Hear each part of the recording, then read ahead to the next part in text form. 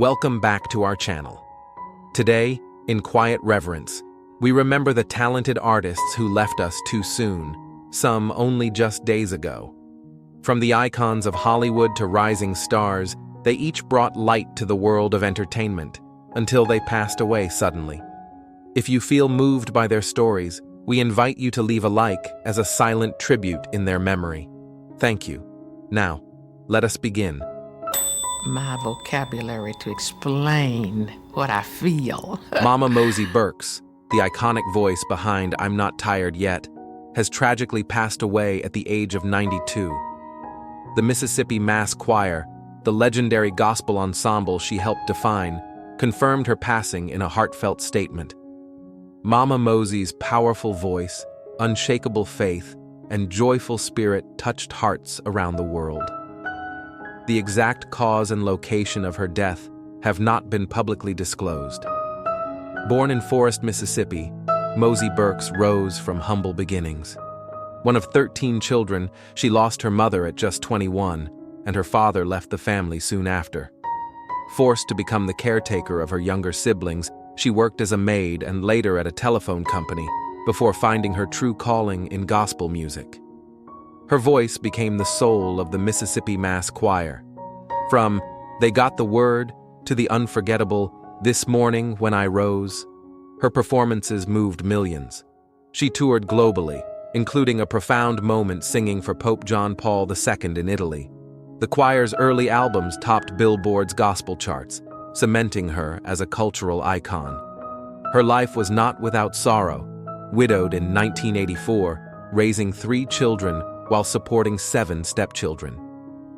Yet through faith and perseverance, she found renewal in music and ministry, becoming a symbol of quiet strength and spiritual comeback. She is survived by her children and husband, Willie Burks. Fans continue to honor her legacy, calling her a gospel pioneer and a mother of inspiration. Her voice may rest, but her spirit will sing on in every sanctuary, every soul she touched. Which song by Mama Mosie Burks touched your heart the most? Share your memories in the comments below, and don't forget to subscribe to help preserve her powerful legacy for generations to come.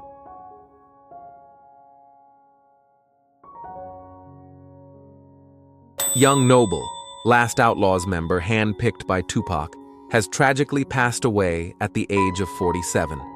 The news was confirmed by his representative on July 4, 2025. TMZ reported that the rapper, born Rufus Lee Cooper III, died by suicide in Atlanta.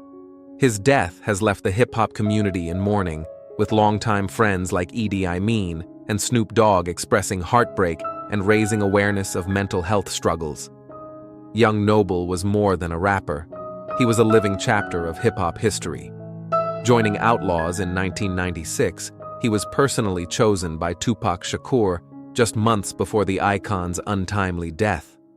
Noble featured on the classic Don Killuminati, The 7-Day Theory, including the legendary track Hail Mary, and later released solo works like Noble Justice and Son of God, blending street wisdom with spiritual depth. His life was marked by quiet resilience. Behind the fame, he endured the trauma of losing Tupac and the weight of legacy. Yet he carried that burden with grace, staying active in music, inspiring fans, and using his voice to uplift others. 12 days before his passing, he posted a message of hope. Hold on, be strong. You are next in line for your miracle. Today, those words echo with haunting beauty. Rest in power, young Noble. Your legacy will forever live on in every verse, every soul, every beat.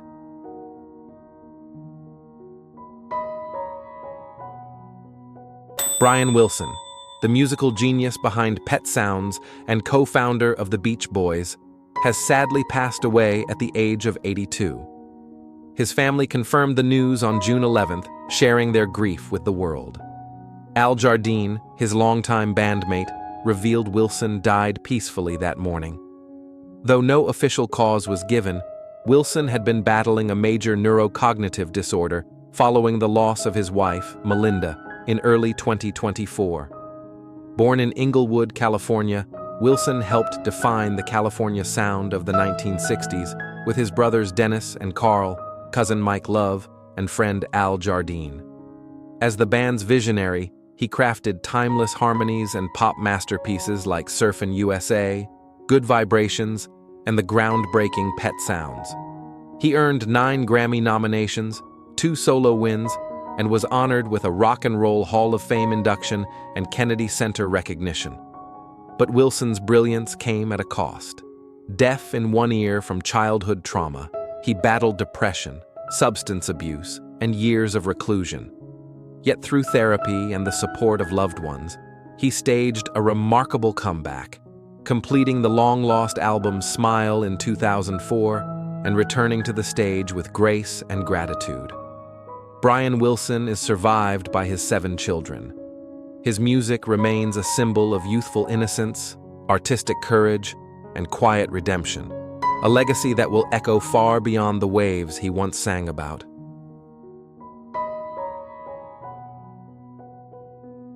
Jill Sobule, the voice behind the pioneering hit I Kissed a Girl, has tragically passed away at the age of 66. Her death was confirmed following a devastating house fire on May 1, 2025, in Woodbury, Minnesota, where she was staying with close friends. Authorities discovered her body on the 2nd floor after an intense blaze engulfed the home in the early hours of the morning.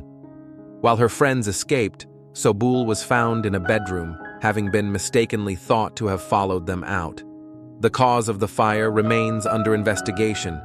Rising to fame in the 1990s, Jill Sobule carved a place in pop culture with her bold storytelling and melodic wit.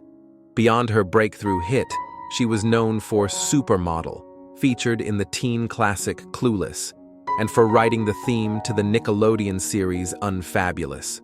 She released 12 albums over 3 decades, and in later years, brought her life story to the stage through a heartfelt autobiographical musical. Despite never chasing mainstream stardom, Sobule was a true cultural voice, blending humor, honesty, and activism into her art. Her longtime manager remembered her as a force of nature, and fans around the world continue to honor her legacy of compassion and courage. She is survived by her brother James, sister-in-law Mary, and 2 nephews. Jill Sobule's music will remain, a tender reminder of voice, vision, and the beauty of being unapologetically human.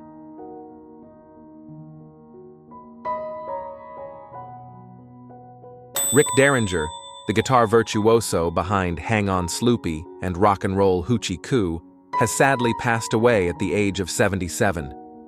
His passing was confirmed on May 26, 2025, in Ormond Beach, Florida, by his longtime caregiver Tony Wilson. No cause of death was publicly disclosed, but the music community is mourning the quiet departure of a man whose sound shaped generations. Derringer first rose to fame at just 17 with the McCoys, earning a national hit with Hang On Sloopy. His solo success came later with the rock anthem Rock and Roll Hoochie Coo, which found new life in the series Stranger Things. Throughout his decades-long career, he worked with icons like Steely Dan, Cyndi Lauper, Bonnie Tyler, and even Ringo Starr. He also produced Weird Al Yankovic's Grammy-winning debut and wrote Real American, the theme song forever tied to Hulk Hogan and 1980s wrestling culture. Far from a one-note artist, Derringer constantly evolved, from teen idol to behind-the-scenes maestro, from guitarist to cultural architect. His legacy is one of quiet innovation and enduring relevance. Though no family members were publicly mentioned, his music lives on, in riffs, in memories, and in every moment a guitar cries out with unapologetic soul. Rest easy, Rick. Your sound will never fade.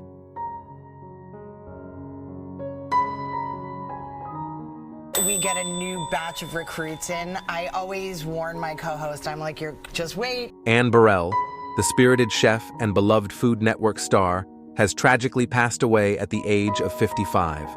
Her passing was confirmed on June 17, 2025, at her home in Brooklyn, New York, through a heartfelt statement from her family.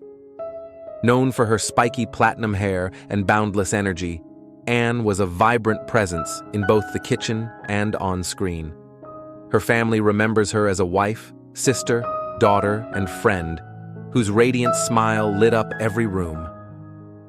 Ann first won hearts as host of Worst Cooks in America, guiding kitchen novices with warmth and humor.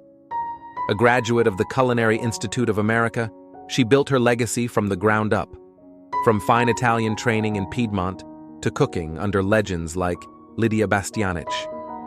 Her Emmy-nominated Secrets of a Restaurant Chef brought her signature passion to millions of homes. Beyond fame, Ann poured herself into causes she believed in, from hunger relief to juvenile diabetes research. Even in her final days, she remained a guiding light on House of Knives, a testament to her enduring commitment. Her loved ones say, though she is no longer with us, her warmth, spirit, and boundless love remain eternal. And so it does, in every recipe, every laugh, and every life she touched. Rest peacefully, Chef Ann. Your legacy continues to nourish us all. You bet. Rick Hurst, the warm-hearted Deputy Cletus from the Dukes of Hazzard, has sadly passed away at the age of 79. His passing was confirmed by the Cooters Place Museum in Tennessee, where he had recently canceled a fan appearance. Though no cause of death was revealed, the announcement has stirred deep sorrow among fans who remember him not just as an actor, but as a gentle soul with impeccable comedic charm.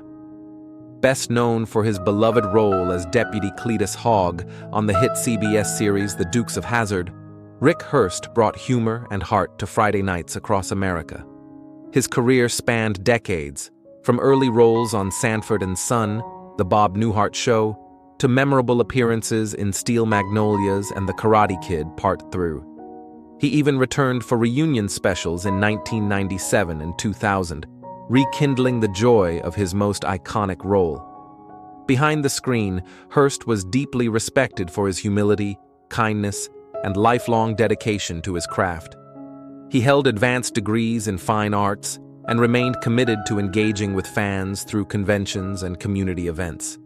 He is survived by his son, actor Ryan Hurst, and leaves behind a legacy of laughter, connection, and storytelling that spanned generations. To all who cherished his work, Rick Hurst will forever remain part of our television family. Let us know your favorite Cletus moment in the comments, and don't forget to subscribe to help preserve his enduring legacy.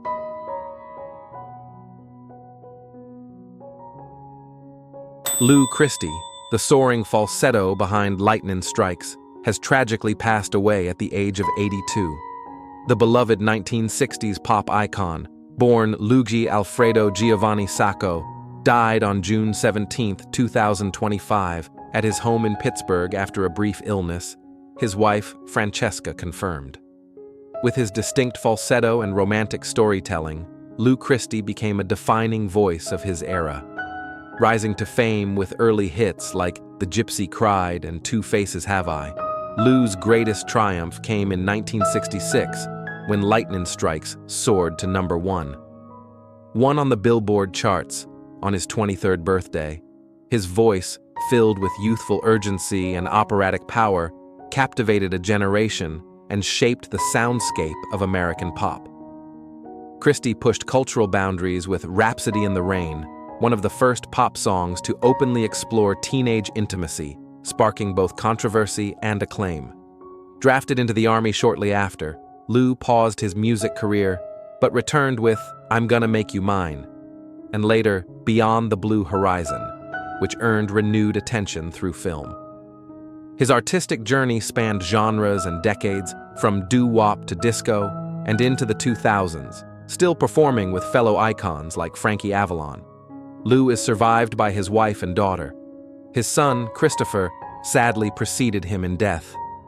His legacy lives on through his timeless melodies and bold artistic spirit that paved the way for future falsetto-driven artists. Which Lou Christie song touched your heart the most? Share it in the comments.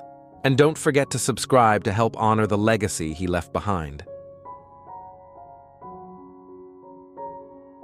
Sophia Hutchins, Caitlyn Jenner's trusted friend and manager, tragically has passed away at just 29.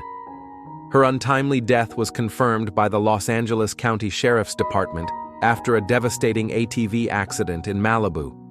Authorities revealed that Hutchins collided with the rear of a car while traveling at high speed, causing her vehicle to plunge down a 350-foot ravine.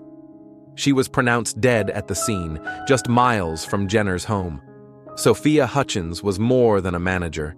She was a visible figure of quiet strength and personal transformation. A graduate of Pepperdine University and a former Trump campaign surrogate, Hutchins first met Caitlyn Jenner in 2015. Deeply inspired by Jenner's transition, she completed her own journey and soon became a trusted confidant, business partner, and companion. Despite intense media speculation, the two maintained a relationship rooted in respect and resilience. Hutchins's calm presence in the public eye and her loyalty behind the scenes made her a standout figure in modern transgender representation. Jenner, clearly shaken, told reporters she's experiencing tough times and declined further comment. Her silence speaks volumes about the depth of their bond. Sophia leaves behind a legacy of courage, authenticity, and quiet leadership. Her passing is a profound loss, not only to those closest to her, but to a wider community who saw her as a beacon of grace. Which moment or memory of Sophia touched you the most? Share with us below, and subscribe to help preserve her lasting legacy.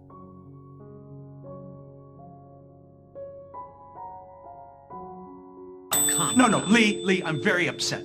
These claims should be severed and will never be an issue in What do you do when your greatest triumph comes wrapped in silence? In December 1977, the world watched a young man in a gleaming white suit pivot across a Brooklyn dance floor. His hips spoke in rhythm, his eyes flickered with a fire that ignited a generation. But off camera, away from the Bee Gees and burning lights, 23-year-old John Travolta had just watched the woman he loved die in his arms. And yet, he danced. How do you keep performing when the applause feels like thunder over grief? That question still echoes for fans who lived through the era, and for those now rediscovering his story. This is not just a tale of stardom. It's a legacy forged in resilience, a cultural impact shaped by heartbreak, and a comeback paved by quiet strength. If you're watching this and remember where you were the first time you saw Grease, or felt the pulse of Saturday Night Fever, let us know in the comments. Because this story, John's story, is also yours. Long before the stages, the headlines, and the heartbreak, John Joseph Travolta was simply the youngest of 6 in a working-class household in Englewood, New Jersey. Born on February 18, 1954, into a vibrant Irish-Italian family, he grew up in a home where ambition wasn't optional, it was atmospheric. His father, Salvatore Sam Travolta, a semi-professional football player turned tire shop owner, brought structure and grit. His mother, Helen Burke, a former actress and Broadway dreamer, filled their living room with show tunes and Shakespeare. Each night, Sam came home with grease on his hands, while Helen rehearsed with the children under the glow of a table lamp. Their home pulsed with artistic energy, part sweatshop, part stage. Most kids in Englewood rode bikes. John, as his family called him, tap danced in the kitchen. He mimicked movie stars off late-night TV, memorized monologues while brushing his teeth, and practiced show tunes before he could properly tie his shoes. He had more energy than the rest of us combined, his sister once recalled. We just tried to keep up. By high school, he split his time between drama club and science lab, dreaming of 2 very different futures, Broadway or Boeing. Jet engines fascinated him, applause thrilled him, but ultimately, the stage won. At just 16, he left school and began commuting daily into Manhattan. He wasn't chasing stardom, he was chasing the rhythm in his bones. Those early years weren't glamorous. He waited tables, crashed auditions, studied vocal technique and movement. His first real break came when he joined the touring company of Grease, often covering for the lead role of Danny Zuko. Night after night, in city after city, he learned something he'd carry forever. Charisma may get you noticed, but precision keeps you remembered. In 1973, he landed a role in the Broadway musical Over Here, a spirited wartime revue starring the legendary Andrews sisters. For the first time, he tasted a standing ovation that wasn't borrowed. It was his. That same year, Travolta packed his bags for Los Angeles. He traded neon marquees for casting calls and settled in a modest apartment near Burbank. Between diner shifts and dance classes, he cold-called agents, reshaped his New Jersey vowels through vocal drills, and practiced monologues with the same intensity most athletes reserve for playoff games. And then, his pilot light sparked. In 1975, he landed the role of Vinnie Barbarino on Welcome Back, Kotter, a brash, charming high schooler whose swagger masked sensitivity. Audiences loved him. Catchphrases like, "Up your nose with a rubber hose," lit up playgrounds and water coolers nationwide. More importantly, the show gave Travolta something invaluable: visibility. Suddenly, he could choose his next move. He chose boldly. In 1976, he took a small but memorable role in Carrie, hinting at a darker range. But it was Saturday Night Fever in 1977 that detonated his career into the stratosphere. As Tony Manero, a Brooklyn paint store clerk who transformed into a disco god on weekends, Travolta became a global phenomenon. He trained for months, rehearsing 12 hours a day in sweltering studios, perfecting spins, poses, and pauses until they became instinct. The film grossed over $200 million. At 24, he was nominated for an Academy Award. A year later, Grease solidified what Fever had started. Reprising Danny Zuko, this time on film, he danced and crooned his way into pop culture eternity. Alongside Olivia Newton-John, he blended leather jacket rebellion with musical charm, turning Summer Nights into an anthem and You're the One That I Want into a wedding staple.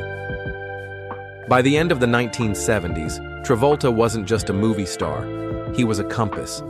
Teens dressed like him, DJs built sets around him, entire social scenes shifted to accommodate the cultural impact he embodied. But behind the glitter, there was grief. During the filming of The Boy in the Plastic Bubble, a quiet, emotional TV film, Travolta met seasoned actress Diana Hyland. She was older, wise, and quietly luminous. They fell in love, and just as the world began chanting his name, Diana was diagnosed with breast cancer. She died in his arms in March 1977. Travolta never stopped filming. He danced through heartbreak, and somehow, the heartbreak deepened his work. "I didn't know what to do with that kind of pain," he said later, "so I let it move through me."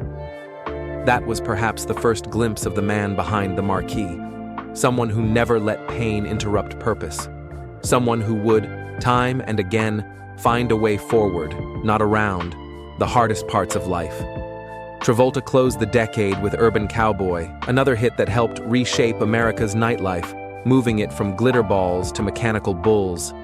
He proved he could do more than dance. He could shift entire cultural rhythms. The 1980s, however, would test just how long that rhythm could last. But before the world questioned him, it worshipped him.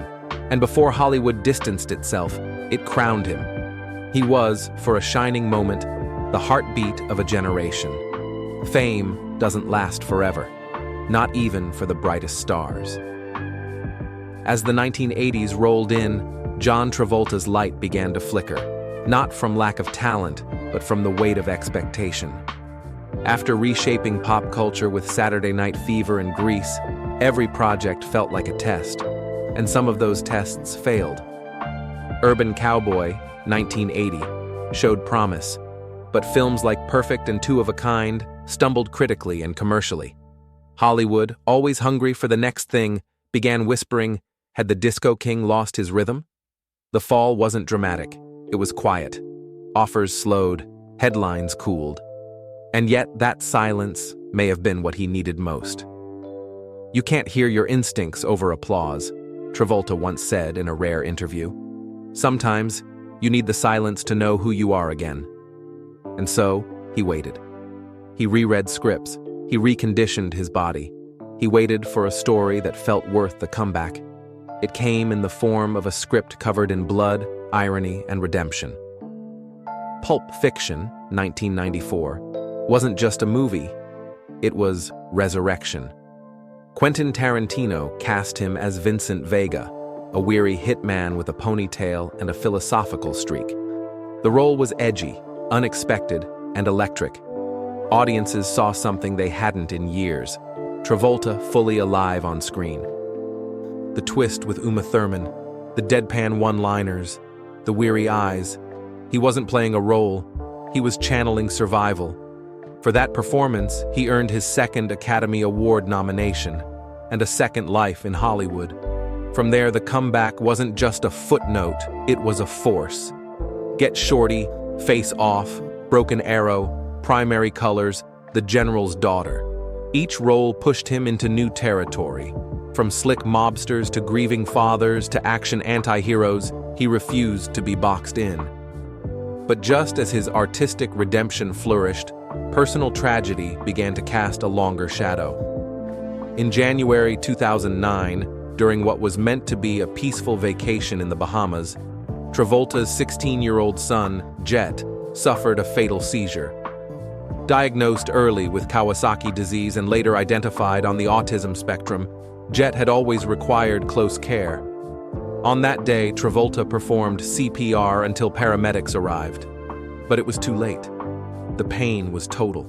The media pounced. Grief became spectacle. And John vanished. For months, he withdrew from the public eye. But he wasn't hiding. He was healing. He turned to Scientology's spiritual counseling practices for emotional scaffolding. But he also embraced silence, flying solo over Florida skies in his Boeing 707, seeking stillness at 37,000 feet. Flying became a kind of meditation, he later said. Up there, grief can't chase you so fast. He eventually emerged, not with a press tour, but with purpose.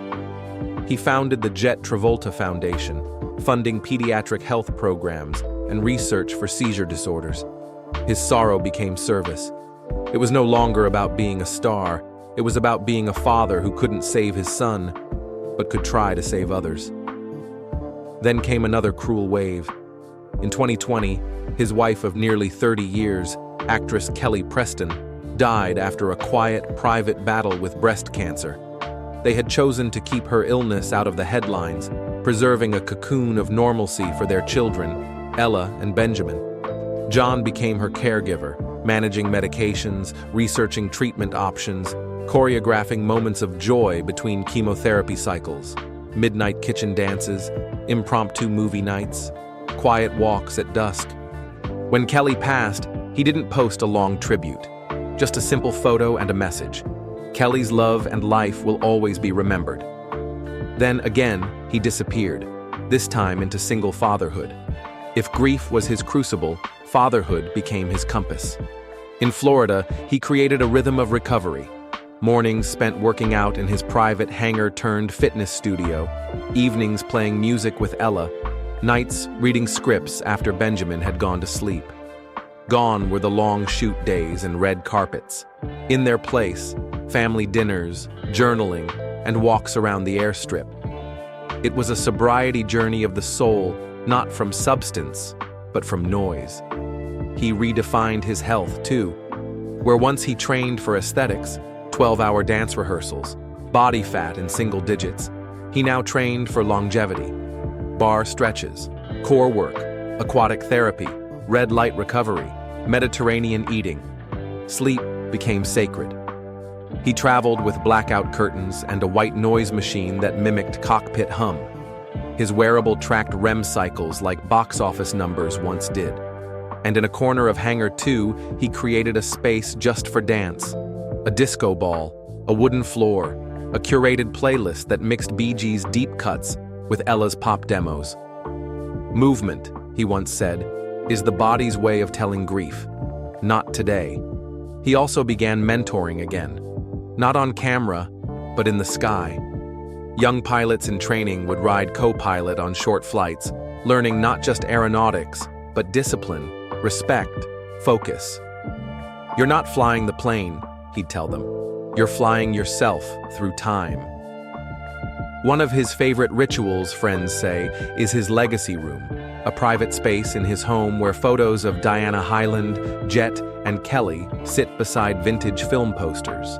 It's not a shrine, it's a timeline, a story told in frames, tethered by love. Travolta never made a public declaration of comeback. He let the work speak.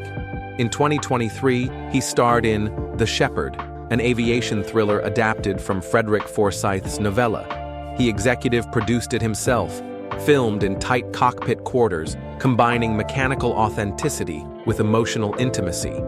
It wasn't about box office. It was about truth. Later that year, he voiced an interstellar ambassador in a Netflix animated saga, delighting a generation who remembered him as Bolt's human dad.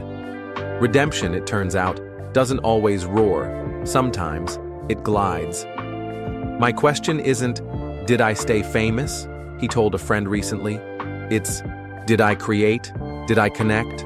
Did I contribute? That's the measure now. And he has. Through grief, through silence, through reinvention. The man who once danced to escape is now a mentor, a steward, a guide, and he's still dancing. Only now, the stage is hanger-lit, and the music comes from somewhere deeper.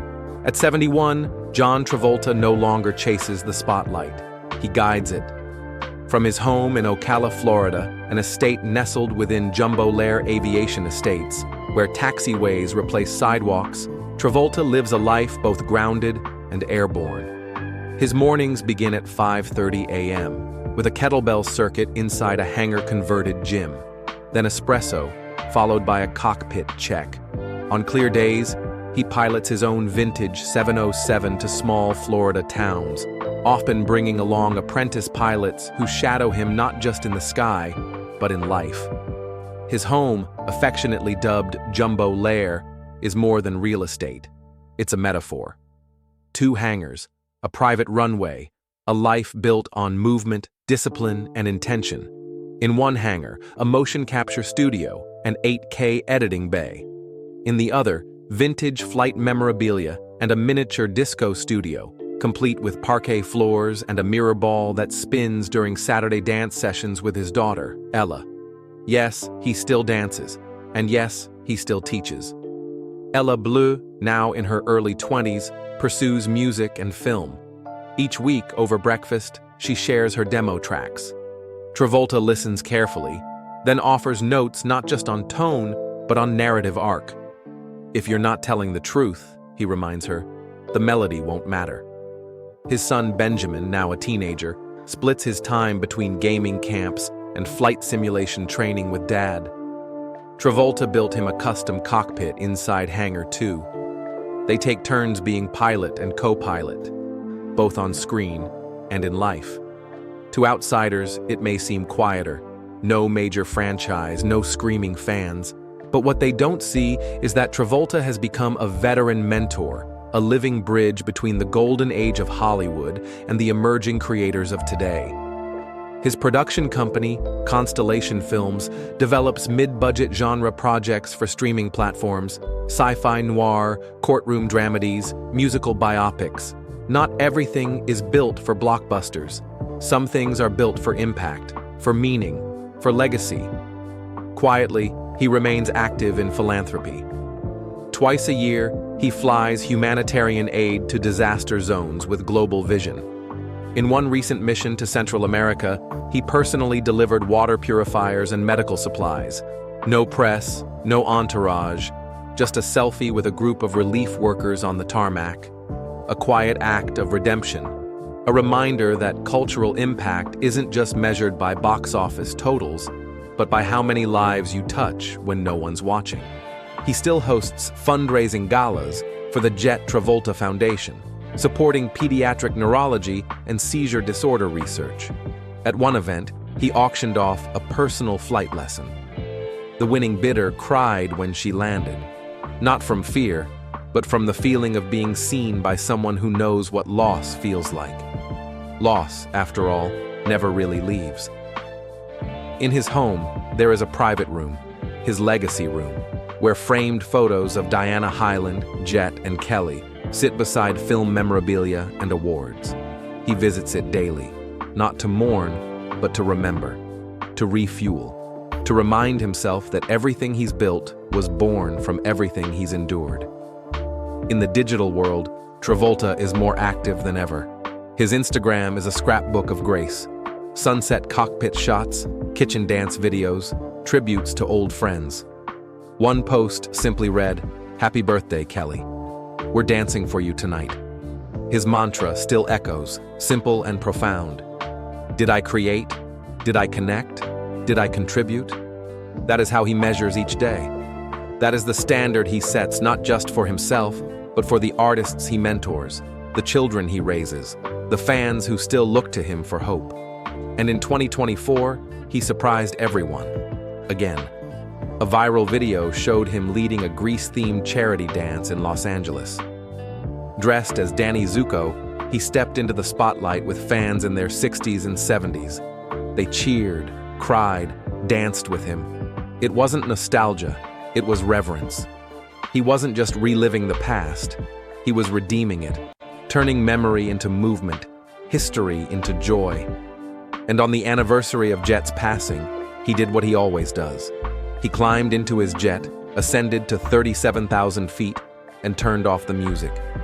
1 minute of silence, just the hum of the sky, no words, only flight. Because grief, as he's learned, isn't something you cure. It's something you fly with. It's part of your altitude. John Travolta's sobriety journey was never about addiction. It was about clarity, about staying sober from noise, chaos, ego. What remains now is essence, discipline, love, creation, legacy distilled. So if you're watching this now, if Saturday Night Fever made you dance, if Grease made you smile, if Pulp Fiction made you believe in second chances, then maybe, like him, you're wondering, did I create? Did I connect? Did I contribute? Let that question guide you, because for John Travolta, that's all that's left. And for the rest of us, that might be all we need.